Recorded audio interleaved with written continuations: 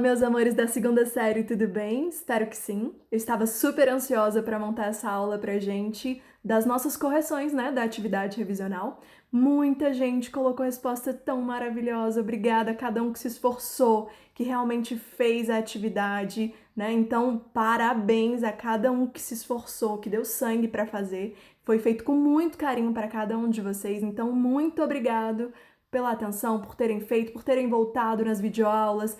Excelente! E agora a gente vai saber o que a gente acertou, o que a gente errou, então partiu correção das atividades. Vamos lá. Vamos começando com a questão 2, e aí lembrando que a questão 1 era o seu nome, a série, a turma e tal, e assim a gente adentra a questão 2 com realmente o conteúdo de todas as nossas aulas, videoaulas. Era só voltar no canal do YouTube, pegar lá, tirar sua dúvida e voltar aqui no formulário, né? E aí, então, eu coloquei trechos para você só ir relembrando, tudo bem? Tinham várias formas, opções de você conseguir construir a sua linha de raciocínio, então não se preocupe, eu vou te dar a ideia e aí sim você vai fazer a análise em cima do que você colocou, tá bom?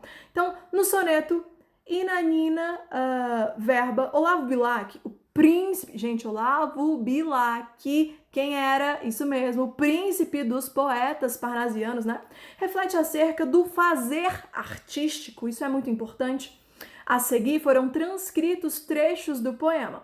Leia-o atentamente e em seguida você iria redigir, ou seja, produzir um parágrafo argumentativo, comentando a concepção de poesia expressa pelo eu lírico. Então, como é que é construído essa poesia para um parnasiano? Era essa a ideia. E aí, olha lá. Quem há de exprimir alma impotente escrava? O que a boca não diz, o que a alma não escreve. Arde, sangras, pregada a tua cruz, e em breve, e ele continua. Então, como é que era essa construção? Então, você poderia ter colocado lá, ele buscava o quê? O que o parnasiano, poeta parnasiano busca? A perfeição formal, perfeição vocabular, o preciosismo das palavras, né? Das ideias. Então, o estado pleno para essa produção do poema. Então, a ideia que ele viria colocando ali dentro. Então, tudo isso são pontos que você poderia ter explorado nessa questão 2.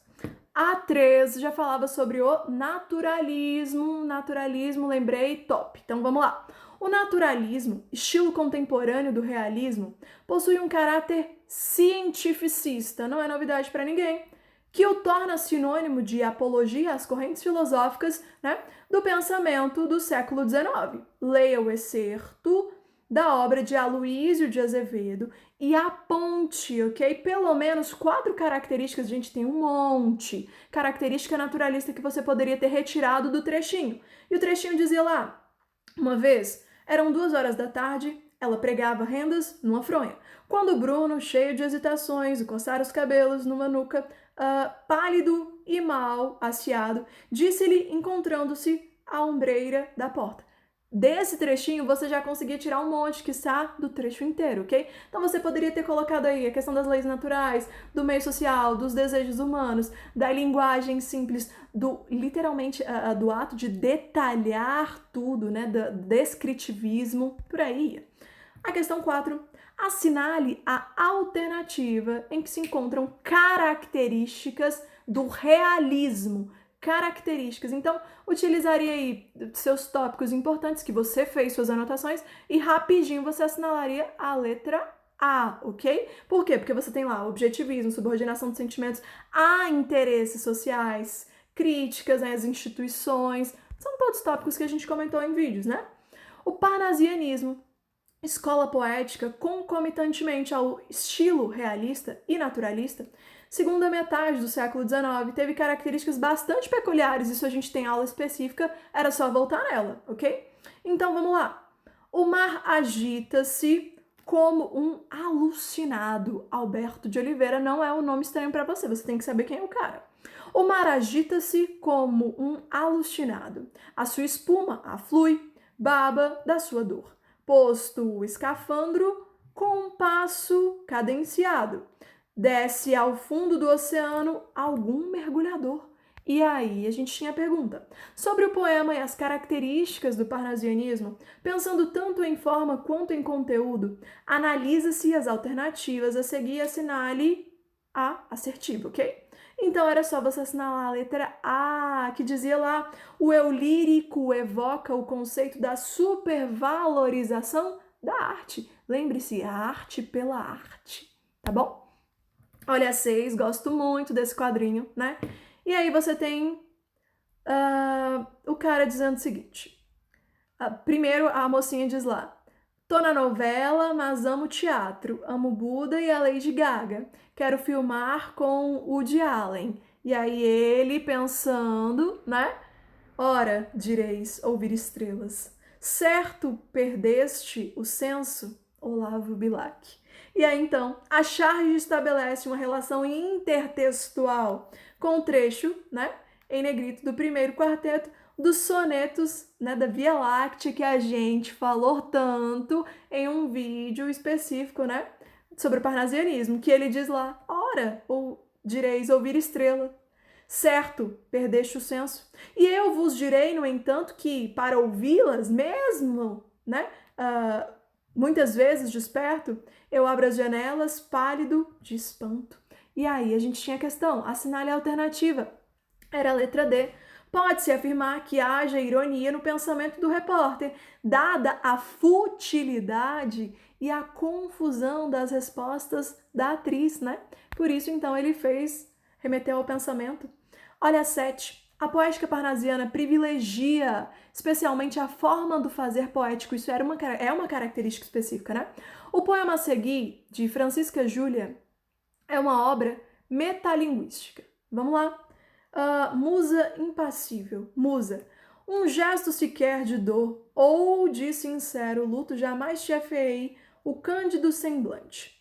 Diante de um Jó, conserva o mesmo orgulho e diante de um morto, o mesmo olhar sobrancelho austero.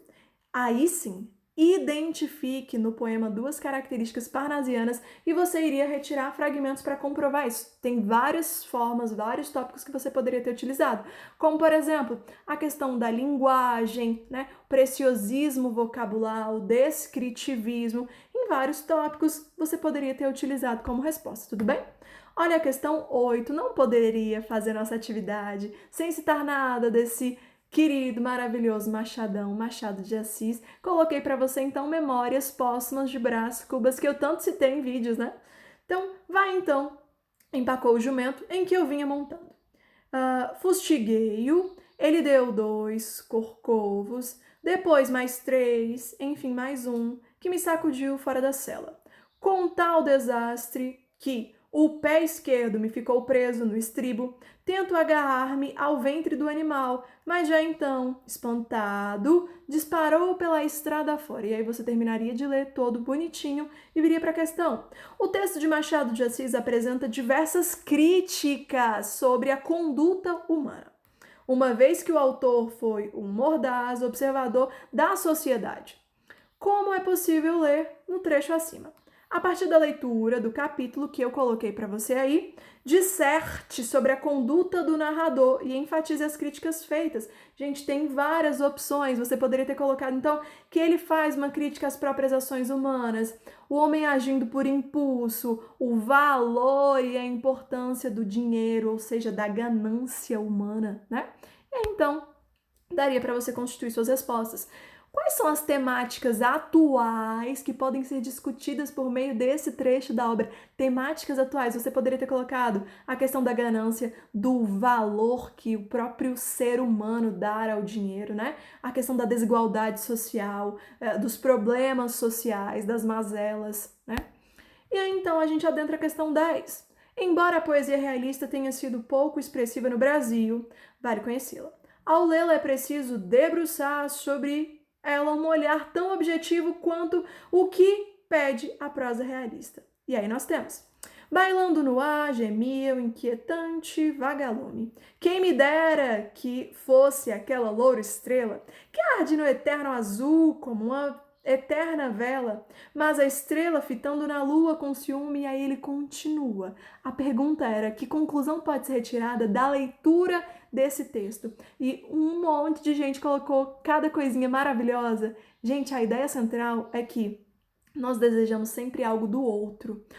Sempre o do outro é melhor. O que eu tenho nunca é bom. Só que quando a gente chega no ponto que a gente quer, sendo até mesmo algo que não é nosso, nunca tá bom.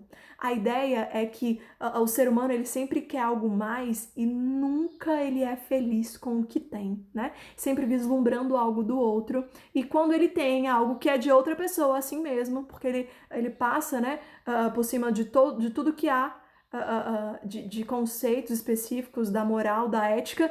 E quando ele chega lá, mesmo assim, nunca tá bom, nunca ele está satisfeito com o que tem, né? E a gente adentra a 11. São características parnasianas, perfeição formal, preciosismo linguístico, objetivismo e o desprezo pela arte, né? Literalmente por quê? Porque a gente trabalha com a arte pela arte. Meus amores, eu vou ficando por aqui. Não esqueça de terminar todas as atividades. Acima de tudo, de assistir a algum vídeo que você tenha deixado passar. Terminar todas as produções textuais, certo? E não se esqueça que próxima semana a gente vem com muita novidade. Um beijo enorme!